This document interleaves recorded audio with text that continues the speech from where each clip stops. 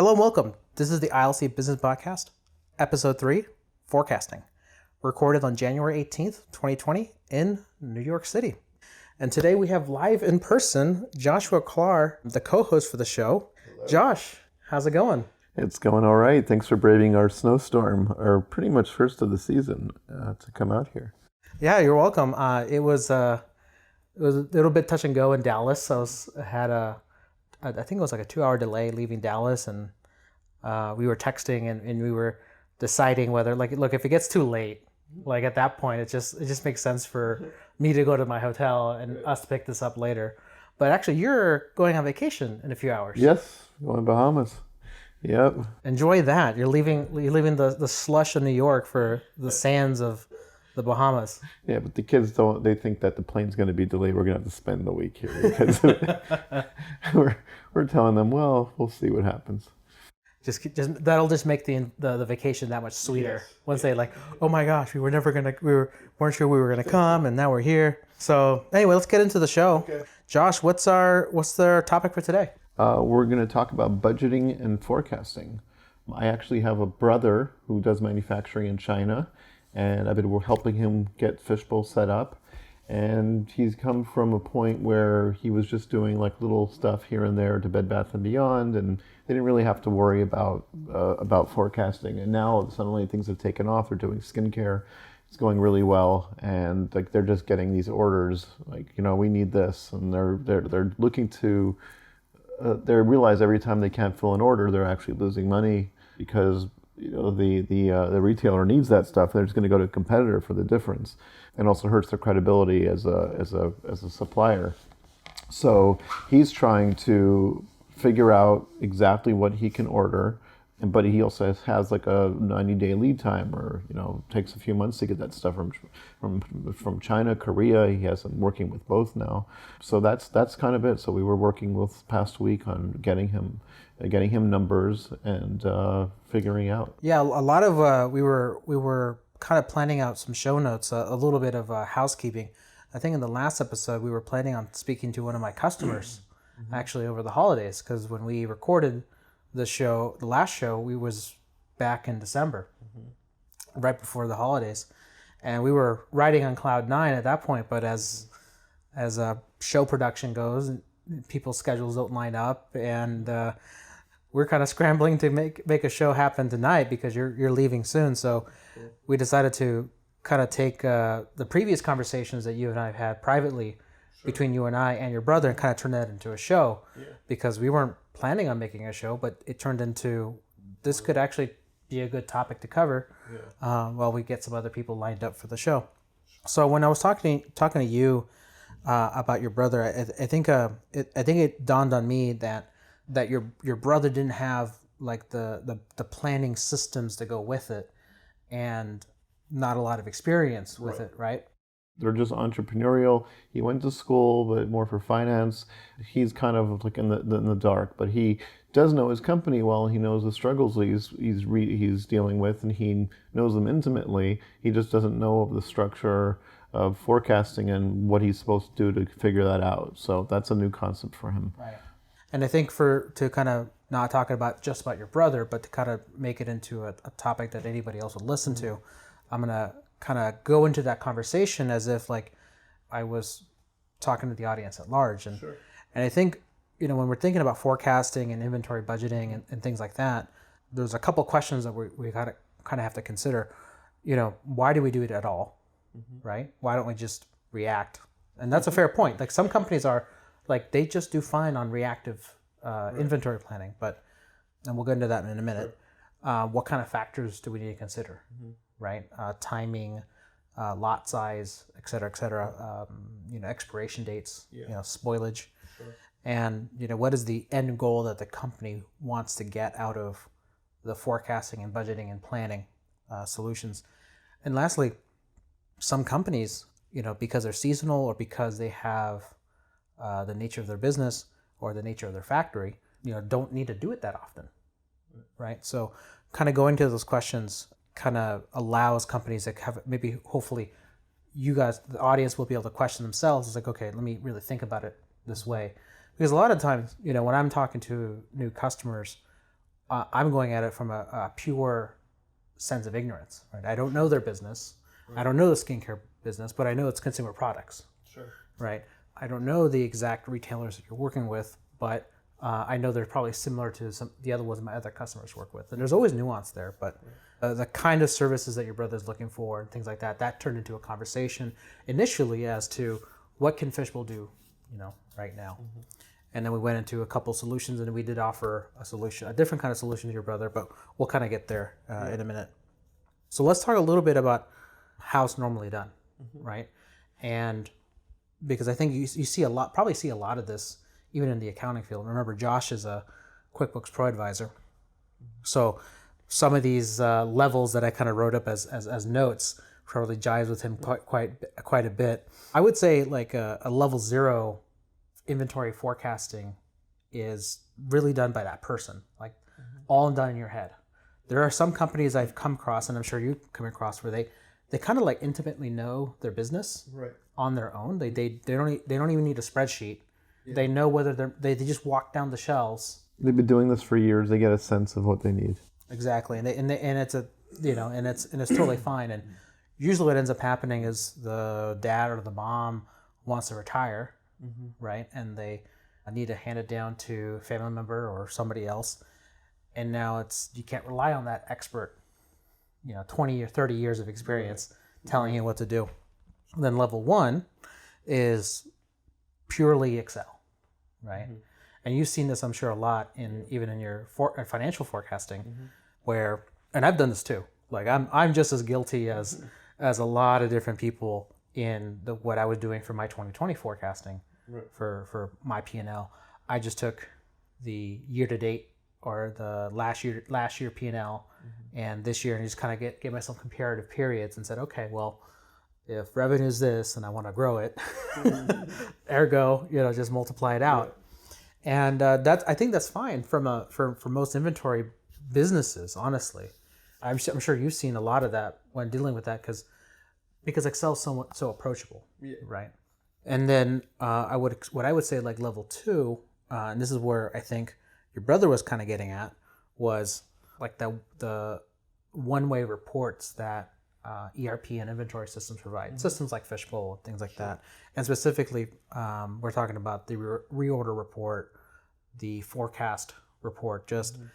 It's going to give you information that the system has, that the original designers of the system was able to offer, and it's up to date with what the system has, but may not be up to date with what you're planning in the future, right? Because Fishbowl, although I did hear some rumors that might be changing, that you can't really do beyond fake orders dated in the future. You can't really do forecasting, in it. But I know other inventory systems do have it, and we can kind of go from there. And then what I consider like level 3, and this is what we ended up giving your brother, is the interactive systems, right? Where they're blending information from the inventory system, from the sales system, from purchasing, from bill of materials, and putting together what I would call better than Excel model. And in fact, we actually sold a piece of software to your brother for this purpose. And you and I I was getting you up to speed on the process, and I think it kind of dawned on me that it made way more sense for us to kind of start from nothing and go, okay, in Excel, let's put down some our day of the week numbers, right? Like we start with 100 units on hand. We expect to sell 200 units this week. Our purchase orders are 500 this week. Where did that end up, right? Where we just do the very basic additions and subtractions, right?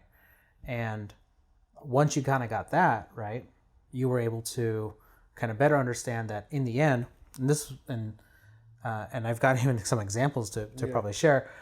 That's what usually customers are doing, right? I just got an Excel file recently from consumer food company, and it was really interesting because it totally wasn't them.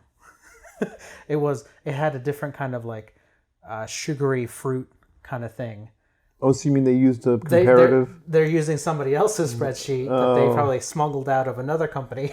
Oh my God. You know what I mean? Like Yeah. these are like the crown jewels of these inventory planners. Like they put it on a thumb drive and sneak it out. That's Like this funny. is my workbook. I'm gonna work on this on my other place. This is gonna get me a job somewhere else. But it's kind of funny how we talked about exactly that, and then a couple of days later, I got a real live example of what people are doing. And in their case, they were modeling out week by week, right? But ultimately, the Excel structure ends up being like the biggest limiting factor. Josh, for you, why do you think Excel is so alluring to business owners? Because I see it a lot, and for someone like me who has been building systems for a long time, I keep forgetting, like, I live in building replacements to Excels. Yeah. I kind of want to know, from your end, what happens when people start building that Excel? Think because Excel it's accessible. Everybody can just pull it up just to start visualizing. I'll use it even when I don't really need Excel. When I'm just trying to have a visual of all the different things I'm dealing with to try to use more of a mind map. But also, if you're using QuickBooks, it's really easy to take any report and just export it into Excel, and it's just a click of a button. And so for people who are used to using QuickBooks, especially, you can just make so much use of Excel, because if you want to just change the data a little and filter it, you don't have to worry about doing it in QuickBooks. You just say, oh, I'll go into Excel, filter it, sort it, whatever it is, and then add a column here. What if I doubled this? You can run basic stuff without having to know a lot about Excel and formulas and still get really far with it. And a question I'll pose to you: when should someone put down the Excel? I think when they feel like, first of all, you can test it yourself. You can do your projections, and if it's working for you, okay, great, keep going. But if you made projections and you missed out some data or things change, the biggest problem I find with Excel is that Excel doesn't update when real life happens. So you might set a projection which is accurate as of today, but in 2 weeks from now, everything may have changed, and that is not updating. So you either have to go and do a lot of work to manually update it, or you have to just ignore it and then hope that nothing really changes too much. But if you see that Excel is working for you, then I don't think it's a problem. But if you went in a couple of months using it and you found that your projections were wrong and you weren't able to keep up with it, or the amount of work that you're putting in to keep it updated and keep it relevant is way too much, that's when I think it's time to go to something else. I think it's good to suffer through that to understand where the limitations are, and then to find something to fix it. I think there's definitely like that rite of passage, right? You can definitely, and I'm seeing this a little bit with your brother now too, because I think he understands the benefits of the software that we put him on, but he doesn't necessarily understand the pain yet of losing that inventory. And to be honest, it's your brother. I don't want him to lose his hat on an understock over overstock, right? An overstock can be just as bad as an understock. Actually, it could actually be worse because you're tied to your inventory, and you could have knock-on effects like selling it out to the market and it causing other issues and things like that. One of the things that I think I heard you say is, for me, I kind of think Excel's run out its usefulness when multiple people are trying to fight over it. Yes, I would add that too. That's definitely, I'm thinking from the perspective of small business, one person doing it themselves, but you're right, when you're trying to collaborate, then definitely it gets But I will give an honorable mention to Google Docs and Google Sheets, because I have come across some businesses, and now Excel Online, like Office 365 has Excel Online, and it has more collaborative functions with it. So the cloud spreadsheet solutions, let's call, where it's helped with the fighting over the worksheet. Yeah. However, it still hasn't, in my opinion, solved the problem of, well, where's the original source data, right? Where does that live? Yeah. And are you actually getting the accurate, unfiltered data from the system? I think, which can kind of cut both ways, right? If you've got a mistake in Fishbowl, for example, you accidentally shipped an order for double the amount, right? And you don't know to exclude that in your forecasting data, well, whomever sees that assumes whatever numbers behind Right. February's sales from last year is accurate, right? So there's a little bit of data quality issue, because if you go back to Excel, let's say in that example, you could ostensibly just change reality Yeah. at typing it in, but who knows if you're actually doing it right? Right. If you're doing it from if that's actually true or not. Maybe you had transposed a number, instead of 395, you have 935. 35. Yeah. Which is hard to figure that out, right? Especially when we're looking at tons of items. So I think Excel works really, really great when you're trying to do the proof of concept. And in fact, I even tell customers when we're doing custom reports that they export something from a fishbowl, and then if they want to add formulas to it, put it into Excel, show us the formulas, and then we will implement. We'll put the SQL, we'll put the programming involved behind it. But as a proof of concept, that's great. It's just really hard to repeat Excel.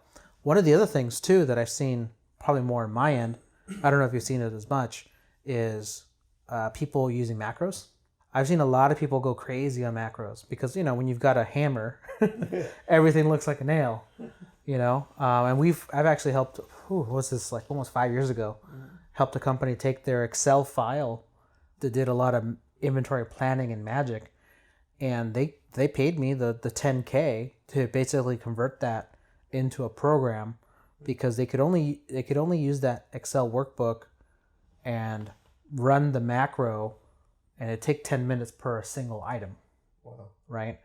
And after we were done with the project, the performance of it was a lot faster, because we're actually doing, we're doing general purpose programming, right? Sure. So we're not limited to the concept of cells and rows in an Excel workbook. We've got real data and objects and fast memory. So we're able to do I think it was 10,000 parts, demand planning and inventory structure within about 30 seconds. And that's the other thing about what you were mentioning earlier about the timing. If the world changes, then you're stuck back into it. My kind of like rule of thumb is, if it takes more than 8 hours to get your answer, you've got to think about either walking away from trying to get that answer, especially if you're going to keep doing it weekly, right? Or even monthly for that matter. Start considering, other solutions, maybe custom software or commercial software that aids in that process, just to solve the problem of getting data quickly and crunching the numbers consistently. Oh, and that's the other thing that we didn't talk about: formulas. People love their formulas, but how many times have you seen somebody misapply a formula, and it's obvious that it's misapplied or missing or the wrong one, and it gave you the wrong answer? That actually, I had a customer tell me that this week. I read an article that there's actually certain studies that have been out, like scientific studies, that have been based on Excel spreadsheets which had an error in it. And they only found out years later, when they tried to repeat it, that this really, really famously...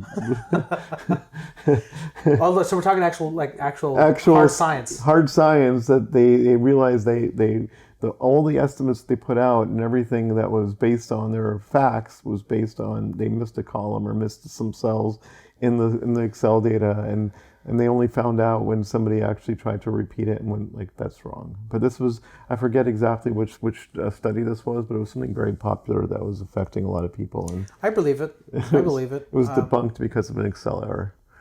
And not to say that we're dunking or dumping on Excel necessarily. It's just that I think a lot of businesses, and kind of make this conversation more international, I think the country that uses the Excel the most, well, I thought it was in the U.S. It's actually Japan. Really?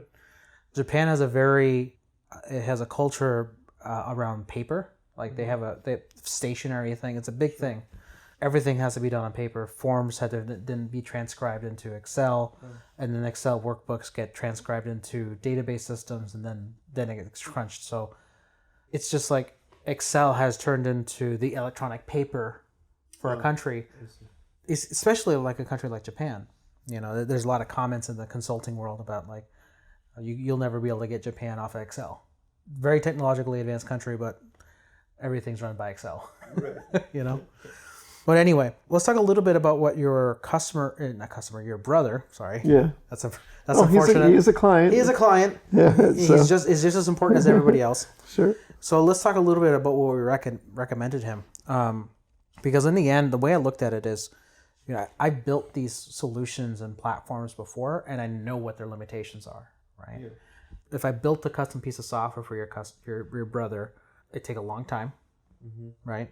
Or we're not working from a known model, right? He doesn't have his own Excel sheet to work with, right? And it's gonna be expensive, right? And honestly, right now, custom planning apps isn't something I'd like to do. I did it a couple of times already because it worked out, but they were definitely difficult projects, right? They weren't easy to deliver, for sure. So if I gave your brother a report, I had to guide him and say, look, the report will only tell you as much as the system has, right? So if you wanted me to calculate days on hand left of inventory, which is a very common thing, like I want to know when I go below 30 days of inventory so that I can reorder, right? And that might be a fine kind of report, but it, may, fail you right before a big season, right? Or big changes in your inventory volume. So that there could be limitations there. Even the forecasting data that you might get out of Fishbowl only goes as far as the number of sales orders and purchase orders you put in.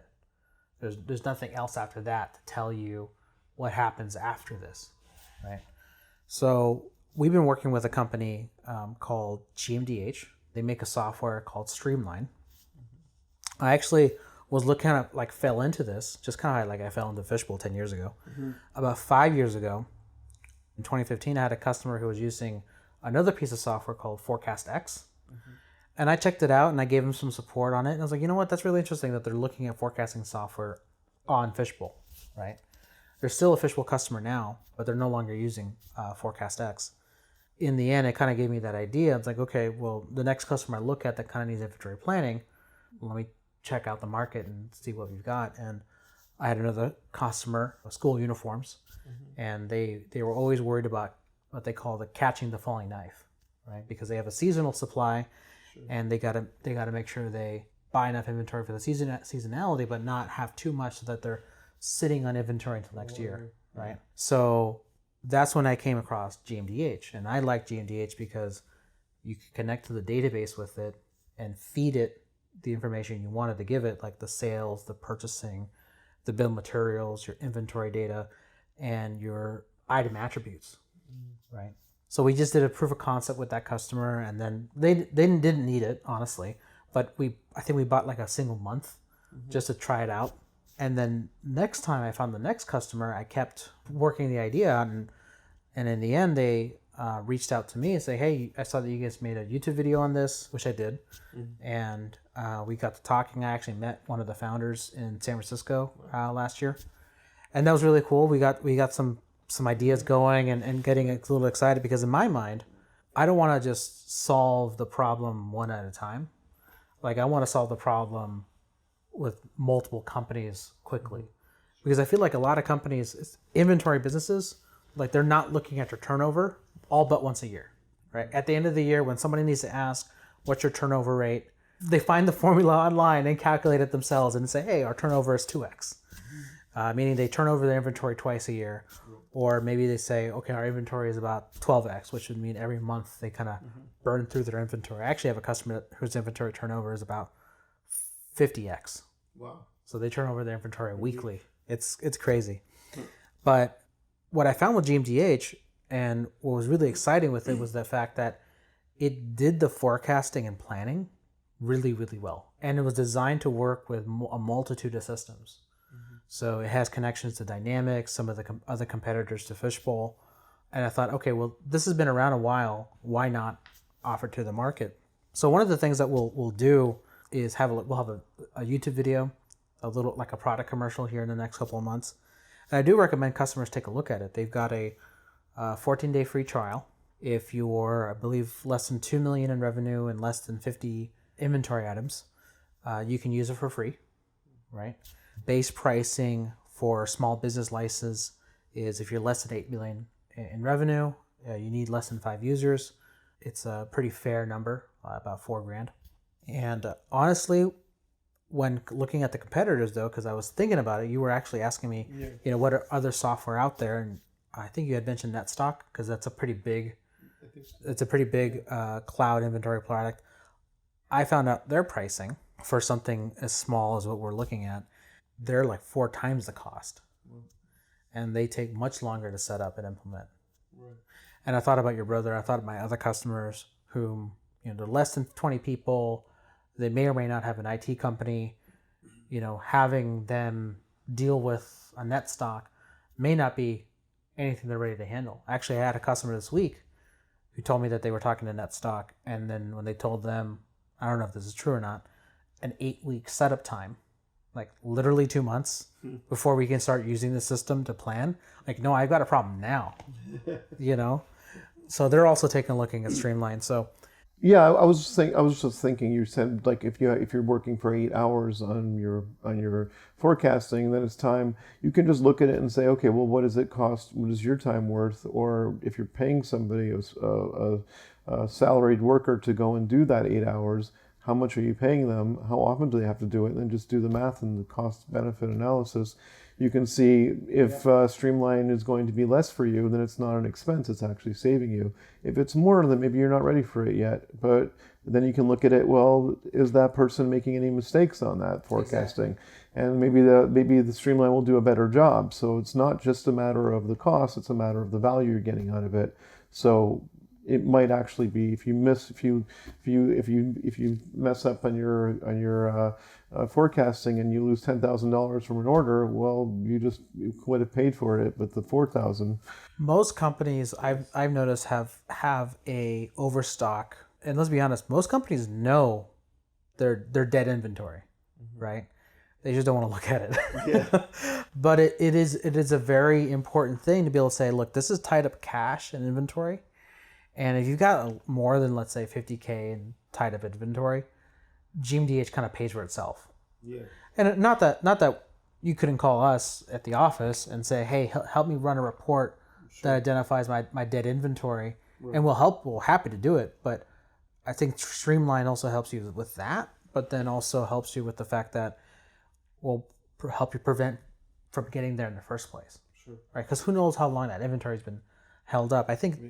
One of the things I'll probably do is look at some of the financial literature on like dead inventory and how long that sticks around and things like that, and kind of educate myself a little bit more with it, because it's not like I've got like a research department, figuring this out from my customers' databases. But I feel like honestly that's another play that the NetStock people do too, right? They have inventory data from thousands of companies. Oh, same. They probably know what's going on. In fact, this is my little conspiracy theory. I'm sure they know, and they probably package their own financial data to third parties. How like the jobs numbers and things like that. And anyway, this is pure conspiracy. I'm sure there's some information that they're looking at from their own the customers' financials to identify like the trends in the market before it happens. Reduction in inventory or increases in inventory. But anyway, I think we've talked enough about it. Yeah. Let's wrap up. So Josh, you're on vacation for a little while, a few days? Yeah, just like 5 days. We're 5 days. Back at the end of the week. Okay. And I've got another week here in New York, right, which is actually really fun. I've got a whole week with one of my top customers, and this will come out in the next couple of weeks.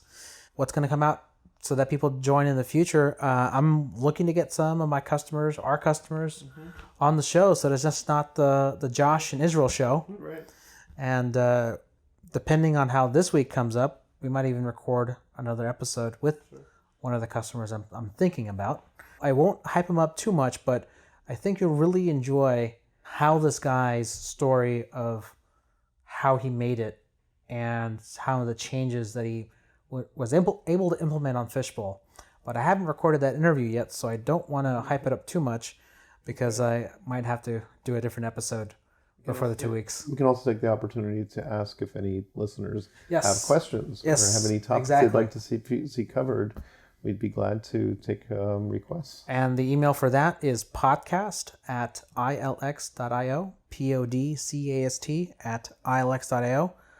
I think that's it from us. We're here in New York. Just I'm going to go brave the snow and the slush to get back to my hotel. Josh is going to go take a nap so he can go to the airport. But thanks everyone for joining us. You guys have a good day. Thank you.